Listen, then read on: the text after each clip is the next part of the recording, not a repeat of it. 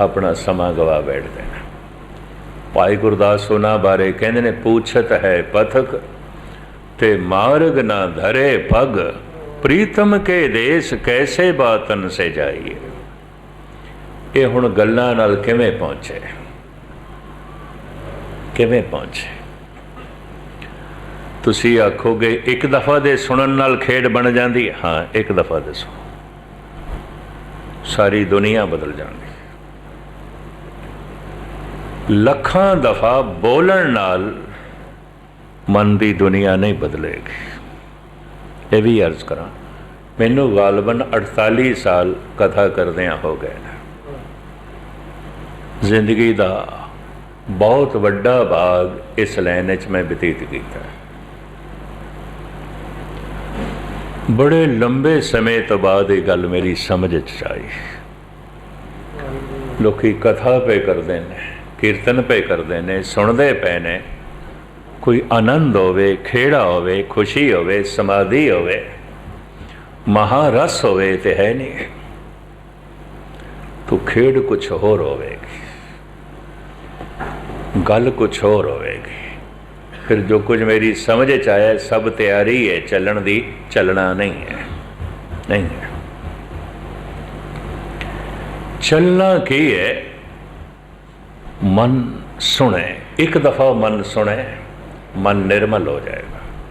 एक दफ़ा मन सुने, सारे पाप मन चो निकल जाएंगे। एक ही दफ़ा मन सुने, मानसिक रोग सारे दे सारे चले जाएंगे। फिर शरीरक रोग भी चला जाएगा। रोग सोग दुख जरा मरा, हर जने नहीं निकटानी। एक सज्जन ने सेजगंज हिम्मत नाल कह दिता, ज्ञानी जी शरीर ते थोड़ा भी रोगी है। मैं कहा मैं वक्ता कोई स्रोता थोड़ी, वक्ता कबूल करना, मेरा मन नहीं सुनता, औखा है। कोशिश करते हैं, मैं कोई इस तरह का दावा भी नहीं किया मैं स्रोता, वक्ता बोलते हैं, पाठ करते हैं, जप करते हैं, मन नहीं सुनता। कभी बैठोगे अमृत वेले करके देखना, मन नहीं सुनता। या जेड़े करते होंगे जरूर अनुभव होया होना है, नहीं सुनता मन। इसे नु गुरु नानक ने कह दिता, आखण औखा साचा ना। महाराज की औखा है, क्यों औखे आई जिक्र पे कर दो। मैं हुणे 2 मिनट 10 दफ़ा कह देना वाहेगुरु वाहेगुरु वाहेगुरु वाहेगुरु, की औखा है? नहीं, बहुत औखा है, बहुत औखा है। पता है जिंदगी किस तरह साड़ी चल रही है? श्वासां दे आसरे ते श्वासां दी गति की है, एक बाहर जाता है, एक अंदर ले जाते हैं। जब अंदर ले जाइए तो हुण आखिए बाहर क्यों कढ़ना है, जिंदा रह सकांगे। तो जे बाहर कढ़े तो हुण आखिए अंदर क्यों ले जाइए, जिंदा रह सकांगे। शब्द अंदरों बाहर प्रगट होता है, वाहेगुरु चलता तो अंदरों है, बाहर प्रगट होता है। हुण इनू अंदर ले जाना। श्वास बाहर गया, श्वास अंदर आया है, ये जिंदगी है। शब्द बाहर प्रगट होया है, हुण अंदर प्रवेश करे, ये धार्मिक जिंदगी है। 50-50 साल तो कीर्तन कई करते पे ने, मजाल एक पंक्ति अंदर जाए, खादी नहीं है। श्वास बाहर सुटे ने, अंदर नहीं ले गए, जिंदगी बनी नहीं, धर्म की जिंदगी बनी नहीं। सारी जिंदगी धार्मिक मंदिरों च रह गए, धार्मिक नहीं ने। सारी जिंदगी धर्म ग्रंथों का पाठ करते रह गए, धार्मिक नहीं ने। जे को खावे जे को पुंचे। हुण मैं अर्ज करा, शब्द अंदरों बाहर प्रगट होता है, किस तरह होता है? 2-4 मिनट लवा, पूरा खुलासा तो हुण मैं फिर कल करांगा, क्योंकि समा अपने चाल नाल चलता है तो मैं पछड़ जाना, घड़ी मैथों अगे लंघ जाती है।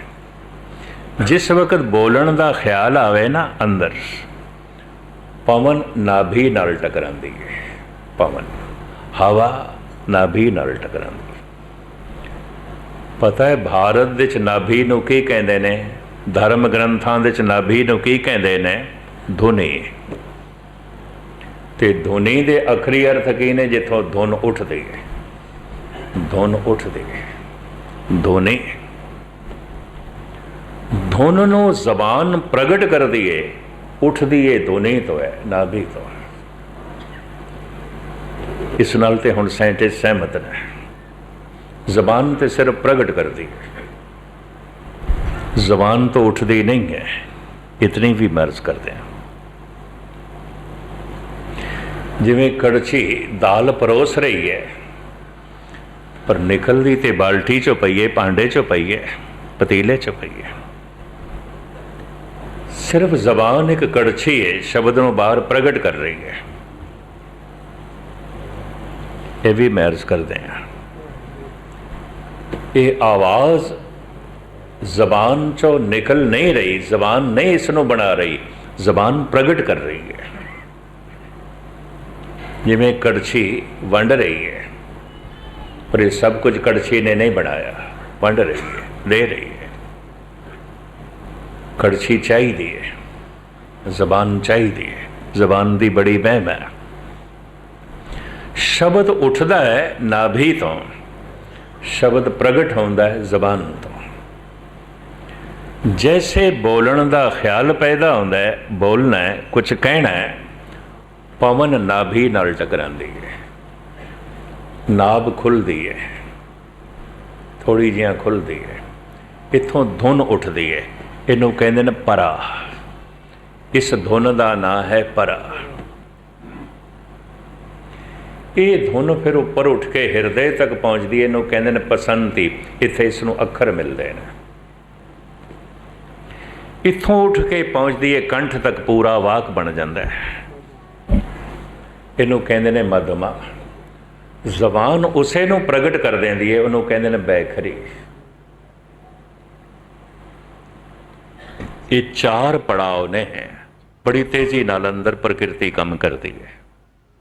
ਜੋ ਮੇਰੀ ਜ਼ਬਾਨ ਬਾਹਰ ਬੋਲ ਸੁੱਟ ਰਹੀ ਹੈ, ਇਹ ਉੱਠਦੇ ਧੁਨੀ ਤੋਂ ਪਏ, ਫਿਰ ਹਿਰਦੇ ਤੱਕ ਪਹੁੰਚਦੇ ਨੇ, ਇੱਥੇ ਅੱਖਰ ਮਿਲਦੇ ਨੇ, ਫਿਰ ਕੰਠ ਤੱਕ ਪਹੁੰਚਦੇ ਨੇ, ਪੂਰਾ ਵਾਕ ਬਣਦਾ ਹੈ, ਫਿਰ ਜ਼ਬਾਨ ਇਸ ਨੂੰ ਪ੍ਰਗਟ ਕਰਦੀ ਹੈ। ਇਹ ਐਸੀ ਕਿਰਿਆ ਹੈ ਪਰਿਪੂਰਨ ਪਰਮਾਤਮਾ ਨੇ ਸਾਡੇ ਸਰੀਰ ਦੇ ਵਿੱਚ ਬਣਾਈ ਹੈ। ਬਹੁਤ ਵੱਡਾ ਇੰਜੀਨੀਅਰ ਹੈ, ਮਹਾਨ ਗਿਆਤਾ ਹੈ। ਇਸ ਵਾਸਤੇ ਭਾਰਤ ਵਿੱਚ ਨਾਭੀ ਨੂੰ ਧਾਰਮਿਕ ਸ਼ਬਦ ਵਿੱਚ ਨਾਭੀ ਨਹੀਂ ਕਹਿੰਦੇ, ਧੁਨੀ ਕਹਿੰਦੇ ਨੇ। ਧੁਨੀ, ਕਿਉਂਕਿ ਧੁਨ ਉੱਥੋਂ ਉੱਠਦੀ ਹੈ। ਜੈਸੇ ਪਵਨ ਨਾਭੀ ਨਾਲ ਟਕਰਾਉਂਦੀ ਹੈ, ਨਾਭ ਥੋੜੀ ਖੁੱਲ੍ਹਦੀ ਹੈ, ਇੱਥੋਂ ਆਵਾਜ਼ ਉੱਠਦੀ ਹੈ। ਇੱਕ ਤਰੀਕੇ ਨਾਲ ਇੰਜ ਕਹਿ ਲਓ, ਇਹ ਇੱਕ ਸਾਜ਼ ਹੈ। 5 ਤਰ੍ਹਾਂ ਦੇ ਸਾਜ਼ ਆਉਂਦੇ ਨੇ, ਇਸ ਵਾਸਤੇ 5 ਸ਼ਬਦ ਕਹਿੰਦੇ ਨੇ। ਤਤ, ਵਿਤ, ਗਣ, ਨਾਦ, ਸੁਗਰ। ਇਹਨਾਂ ਨੂੰ 5 ਸ਼ਬਦ ਕਹਿੰਦੇ ਨੇ। ਇਹਨਾਂ ਦੀ ਵਿਆਖਿਆ ਇਸ ਤਰ੍ਹਾਂ ਹੈ। ਤਤ ਤੰਤੀ, ਸ਼ਬਦ ਜੋ ਚੋਟ ਨਾਲ ਪੈਦਾ ਹੋਵੇ ਉਹਨੂੰ ਆਹਤ ਸ਼ਬਦ ਕਹਿੰਦੇ ਨੇ। ਆਹਤ ਦੇ ਅਖਰੀ ਅਰਥ ਵੀ ਚੋਟ। ਇਹਨੇ ਮੈਨੂੰ ਆਹਤ ਕੀਤਾ, ਇਹਨੇ ਮੈਨੂੰ ਚੋਟ ਮਾਰੀ ਹੈ, ਇਹਨੇ ਮੈਨੂੰ ਆਹਤ ਪਹੁੰਚਾਈ ਹੈ। ਭਾਵ ਇਸਨੇ ਮੈਨੂੰ ਚੋਟ ਪਹੁੰਚਾਈ ਹੈ। ਆਹਤ ਦਾ ਮਤਲਬ ਹੈ ਚੋਟ। ਆਹਤ ਸ਼ਬਦ, ਦੋ ਚੀਜ਼ਾਂ ਦੇ ਟਕਰਾਓ ਤੋਂ, ਚੋਟ ਤੋਂ ਜਿਹੜੀ ਆਵਾਜ਼ ਪੈਦਾ ਹੁੰਦੀ ਹੈ, ਉਹਨੂੰ ਕਹਿੰਦੇ ਨੇ ਆਹਤ। ਪਰ ਜੋ ਬ੍ਰਹਿਮੰਡ ਦੇ ਵਿੱਚ ਵਿਆਪਕ ਹੈ, ਇੱਕ ਨਾਦ, ਔਰ ਜਿਸ ਤੋਂ ਸਾਰਾ ਜਗਤ ਆਇਆ ਹੈ, ਉਹਨੂੰ ਕਹਿੰਦੇ ਨੇ ਅਨਾਹਤ। ਪਰਮਾਤਮਾ ਦਾ ਰੂਪ ਇੰਜ ਬਿਆਨ ਕੀਤਾ ਗਿਆ, ਆਦ, ਅਨੀਲ, ਅਨਾਦ, ਅਨਾਹਤ। ਉਹਦੀ ਜਿਹੜੀ ਆਵਾਜ਼ ਹੈ, ਪਰਮਾਤਮਾ ਦੀ ਜਿਹੜੀ ਆਵਾਜ਼ ਹੈ, ਆਹਤ ਨਹੀਂ ਹੈ, ਅਨਾਹਤ ਹੈ। ਪਰਮਾਤਮਾ ਦਾ ਜਿਹੜਾ ਬੋਲ ਹੈ, ਅਨਾਹਤ ਹੈ। ਆਦ, ਅਨੀਲ, ਅਨਾਦ, ਅਨਾਹਤ। ਜੁਗ ਜੁਗ ਏਕੋ ਵੇਸ। ਅਨੀਲ, ਉਹਦਾ ਕੋਈ ਰੰਗ ਨਹੀਂ। ਸਾਰੇ ਰੰਗ ਉਸ ਤੋਂ ਹੀ ਆਉਂਦੇ ਨੇ, ਉਹਦਾ ਕੋਈ ਰੰਗ ਨਹੀਂ। ਸਾਰੇ ਆਕਾਰ ਉਸੇ ਤੋਂ ਹੀ ਆਉਂਦੇ ਨੇ, ਉਹਦਾ ਕੋਈ ਆਕਾਰ ਨਹੀਂ। ਸਾਰੇ ਰੂਪ ਉਸੇ ਤੋਂ ਆਉਂਦੇ ਨੇ, ਉਹਦਾ ਕੋਈ ਰੂਪ ਨਹੀਂ। ਅਰੂਪ ਹੈ, ਅਨੂਪ ਹੈ। ਚਲੋ ਇਸ ਪ੍ਰਕਰਨ ਨੂੰ ਨਾ ਲਈਏ। सारे ही रंग उसे तो आउंदे ने पर उसका कोई रंग नहीं। जुग जुग एक हो वेस, उसका एको ही वेस है। उसे एक तो अनेकता जन्म लेंदी है। उसे एक निराकार तो जिहदा कोई आकार नहीं, तरह तरह के आकार जन्म लेंदे ने। उसे एक निराकार तो जिसका कोई रंग रूप नहीं, तरह तरह के रूप जन्म लेंदे ने, तरह तरह के रंग जन्म लेंदे ने। आहत शब्द जो दो चीज़ों के टकराव तो पैदा होवे, तत् तंती साज़ां तो, सितार है, बीना है, रबाब है, दिलरुबा है, सरंगी है, वायलिन है, तंती साज़ां तो टकराव तो जिहड़ी आवाज़ पैदा होती है, इनू तत् शब्द कहते हैं। वित चरम का, चमड़े दे मड़े हुए साज, ढोलक है, मंजीर है, तबला है, मरदंग है, ढब है, इनू वित शब्द कहते हैं। तत् तंती वित चरम का, कण का से का जान। धातुआं नाल धातुआं टकरावन, जिहड़े छैणे होंदे ने, खड़तालां ने, पित्तल नाल पित्तल टकराए, तांबे नाल तांबा टकराए, लोहे नाल लोहा टकराए, जो आवाज़ पैदा होती है, इनू गण शब्द कहते हैं। नाद शब्द घट को कहें, घड़े दे उत्ते थाप देंदे ने, साज़ां दे विच इह वी वरतिया जांदा है। उपर ही थाप मार के विचों आवाज़ पैदा होती है, इनू नाद शब्द कहते हैं। नाद शब्द घट को कहें, सुगर श्वास पहचान। जो श्वासां नाल पवन दे फूकण नाल वजदे होण, शहनाई है, मुरली है, संख है, नरसिंगा है, ये तो फूकण नाल वगदे ने। यह हारमोनीयम है, यह भी हवा देनी पैंदी। हवा ना दो, सुरां दे चों आवाज़ नहीं निकलेगी। असी जो बोलते हैं, साडे कोल सुगर शब्द है। पवन नाभि नाल टकरांदी है, नाभ थोड़ी जिहां खुलदी है, उथों धुन उठदी है, उहनूं कहंदे ने परा। परा धुन ते उठी है अखरां तो बिना, धुन ते उठी है वाक तो बिना। धुन तो उठी है, सिर्फ धुन है। इस वास्ते इनू धुनी कहते हैं। हिरदे तक वो धुन पहुंची, अखर मिल गए, इनू कहते ने पसंती। पसंती बाणी। फिर वो छेती कंठ तक पहुँचती है, पूरा वाक बन जाता है, इनू कहते हैं मधमा बाणी। फिर जबान उसनों बयान कर देंदी है, इनू कहते हैं बैखरी। वाहेगुरु, ऐसा मेरे अंदर फुरना पैदा होया, पवन नाभि नाल टकराई, परा पसंती मधमा बन के जबान ने बाहर प्रगट कर दी। वाहेगुरु, ये हुण भोजन बन गया। हुण इसनों शब्द नूं वापस लै जाना है। हुण वापस किस तरह लै जाइए? आपदी ज्ञात लई अर्ज करा, जिस द्वार दे राही ये बाहर प्रगट होया है, मार्ग ते उही इसनूं वापस लै जाना। जिवें घर दे जिस दरवाजे चों असीं लंघ के आए हैं, हुण घर दे च प्रवेश करांगे उसे दरवाजे दे राही। द्वार इक्को ही है, जैसे गुरुद्वारे का दरवाज़ा बाहर, जिस तो आया बाहर भी उसे राही जावांगे। शब्द प्रगट होया है बाहर, बैखरी मधमा पसंती परा। हुण इसनूं सुनना है, इस बैखरी नूं सुनना है ते वापस ले जाना है। हुण मैं अर्ज करा, वापस ले जाने का भी वही ढंग है, मार्ग वही है। इसनूं कबीर ने कहा, उल्टी गंगा जमन मिलाओ। जमन जिथों गंगा जमी है, उत्पन्न होंदी है, उन्होंने गंगोत्री कहते हैं। मुआवन जिथों दरिया निकलता है, जिथों दरिया प्रगट होता है, जिथों गंगा प्रगट हुई है, गंगोत्री ही। और कबीर कहते हैं, इन्हूं पलटा के जिथों निकली उत्थे ले जाना है। किसी भी दरिया नूं उत्थे ले जाना जिथों प्रगट होया है। अज तक तो नहीं होया, अज तक तो नहीं होया। इन्ने दरिया जमीन ते वगदे ने, जिथों निकलते हैं पलटा के लै जा सकते हैं, उत्थों उचाइयां तो निकलते हैं, बुलंदियां तो निकलते हैं, तो पानी निवाण की तरफ जाता है। भारत के करीबन करीबन सारे दरिया हिमालय तो आते हैं, पहाड़ों तो आते हैं, थले की तरफ वापस किवें ले जाइए? जिथों निकले ने हुण उत्थे ले जाइए।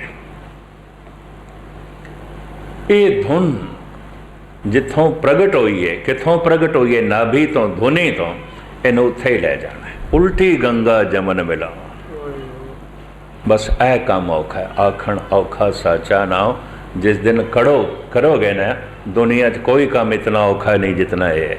माउंट एवरेस्ट पे चढ़ जाना भी सौखा है, काम औखा है। चंद्रमा तक पहुंच जाना भी कोई इतना औखा नहीं है। धुन नो धुनी तक पहुँचाना औखा है। बड़े बड़े जोगी रह जाते हैं, बड़े बड़े जपीश्वर रह जाते हैं, बड़े बड़े अभ्यासी मेरे अगों रोंदे हुए मिले, कहते ज्ञानी जी की करिए, खेड नहीं बनती, खेड नहीं बनती, तड़पते हुए मिले ने, रोंदे हुए मिले ने। इसे रुदन का जिक्र करते हैं धन गुरु अर्जन देव जी महाराज। हो रह ना सका बिन देखे प्रीतमा, मैं नीर वह चले जियो। ये जब धुन वापस जाती है तो जो कुछ स्टेजा बनदियां ने, अवस्थावां बनदियां ने, मैं इन्हां दा जिक्र करना चाहता सी, पर भूमिका दे उथानका च ही मैं सारा समा लै गया।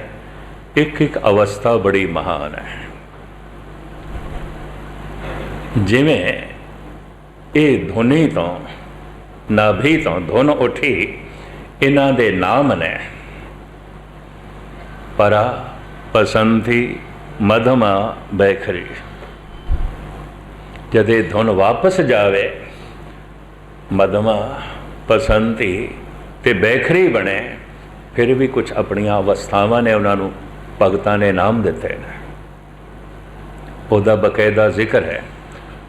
और उस जिक्र तो उन्होंने सुन के अभ्यासी अंदाज़ा ला सकता है मैं कित्थे तक पहुँचे। जिवें शरीर नूं वेख के सानू अंदाज़ा लग जाता है ये जवान है, ये हुण बुढ़ेपे तक चला गया, ये तो अजे बच्चा है,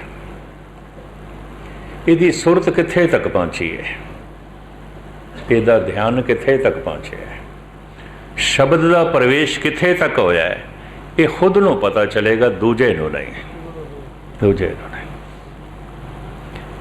इस वास्ते धार्मिक मैं हाँ कि नहीं हाँ, ये बारे शेख सादी साहब कहते ने, तो खुद बा मुनसफ शुद्ध, अपना मुनसफ आप बन, अपनी जजमेंट आप कर, किसी को ना करा तू की है, तू भगत है कि नहीं, तू गुरमुख है कि नहीं, तू संत है कि नहीं, ये फैसला किसी को ना करा। कोई की जानता है? वध तो वध तेरे शरीर बारे कोई जानता है, तू जवान है, बुढ़ा है कि बच्चा है, तू रोगी है कि तंदुरुस्त है, तू स्त्री है कि पुरुष है। तेरे शरीर को बस इतना देख के कोई अंदाज़ा ला सकता है। दूजा साड़ी सुरत का की अंदाज़ा लाएगा, किस तरह लगाएगा? इस वास्ते एक कथा कीर्तन की लोड़ पै जाती है, सानू अपनी समझ आवे। अप तन का जो करे विचार, तिस जम कंकर नहीं करे खुआर। बड़ी कीमती पंक्ति है। जो अपनी विचार आप करता है कि मैं की हाँ, मैं की हाँ और मैं कित्थे हाँ। बदकिस्मती है, मनुख दूजियां तो फैसले करांदा है और दूजियां नूं दिखाण की कोशिश करता है। वो दिखावा ही दिखावा हुंदा है, अंदर दी दुनिया नहीं है, कुछ भी नहीं होता। दूजे फैसला करन, मैं ज्ञानी हाँ, मैं सुंदर कीर्तनी हाँ, मैं अच्छा पाठ कर लेना, मैं बहुत वड्डा दानी हाँ, मैं बहुत वड्डी सेवा कर लेना, और दुनिया वाह वाह करे, बंदे की चाहत होंदी है। मैं तो ये चाहत उन्होंने बंदियां की भी देखी है, हैरान हो गए जो बिरध हो गए ने, 80-85 साल के हो गए ने, जप भी बड़ा करते हैं, बाणी भी बड़ी पढ़ते हैं, पर अजे भी अंदर उमंग ये है। लोकी गुरमुख आखन, ब्रह्म ज्ञानी आखन, लोकी आखन अमृत वेले उठता है, लोगों की प्रसन्नता वास्ते, लोकी खुश होवन, लोकी वाह वाह करन। ये अवस्था पता की बनानी पैंदी है, कोई भला कहो भावें बुरा कहो, हम तन दियो है डार, गुरु रामदास। कोई मतलब नहीं 10 बंदे भला भला आखते पैना, कोई मतलब नहीं 10 बुरा बुरा आखते पैना। मैं की हाँ, कोई बुरा बुरा आख रहा, इतनी बुरी गल नहीं है, मैं बुरा ना होवा, बस गल इतनी है। कोई भला भला आखदा पे आखे पे, मैं देखा मैं भला हाँ कि नहीं। अपतन का जो करे विचार। इथों धर्म की यात्रा शुरू होती है। ये जड़ियाँ स्टेजां ने परा, पसंती, मधमा, बैखरी, मैं कोशिश करांगा कल धन गुरु ग्रंथ साहब जी महाराज मैनू तौफीक देन, समर्था देन। है बारीक गल, अत्यंत बारीक, तो मैं सतगुर की हजूरी थानू अर्ज करा, सफलता मैनू भी अजे नहीं मिली, पता मैनू चल गए। चलो इनू हंकार कह दो, तुसी मेरा हंकार कह दो, मैनू पता चल गया गल ये है, स्टेज ये है, अवस्था ये है। तो इस फोकी मेरी निर्माणता भी ना समझ लेना, 100% मैं सही कह रहा, कामयाबी मैनू इस नहीं मिली। समझ आ गई है, वो समझ मैं थोड़े सामने रख रहा। तुसी आखोगे अवस्था क्यों नहीं मिली, ये मैनू हुण समझ आई है, बहुत औखी है। कथा करन नालों लखां गुणा औखी है, आखण औखा साचा। कीर्तन करन नालों लखां गुणा औखा है, दान पुन करन नालों, पाठ करन नालों लखां गुणा औखा है। पाठ जबान कर रही है, इते भोजन बन रहा है। हुण जिन्ने चिर तक छकांगे नहीं तो तृप्ति किवें होवेगी, सारियां भुखां किस तरह मिटणगियां, लोभ किवें शांत होवेगा, हंकार किवें मिटेगा। शब्द अंदर ते प्रवेश करे तां ही गल बनेगी। भोजन दी बुरकी अंदर जावे मांस बनेगी, खून बनेगी। अगर शब्द अंदर चला गया, यकीन जानो दया बन जाएगा, संतोख बन जाएगा, ज्ञान बन जाएगा, विज्ञान बन जाएगा, परम आनंद बन जाएगा, समाधि बन जाएगा, और मनुख दा मन परमात्मा दा रूप हो जाएगा। ये जड़ियाँ स्टेजां ने, बाकी कल समा हो गया। सारिਆਂ ਦਾ हार्दिक तौर पर धन्यवाद, तुसी बड़े टिकाव नाल सरवण कीता है। गुरु ग्रंथ साहब जी महाराज बख्शिश करन, रहमत करन, सुन के थानू कामयाबी बख्शन, सुना के मैनू कामयाबी बख्शन। थोड़ा सुनिया होया सफल होवे, मेरा सुनाया होया सफल होवे। भुल चुक दी क्षमा। वाहिगुरू जी का खालसा, वाहिगुरू।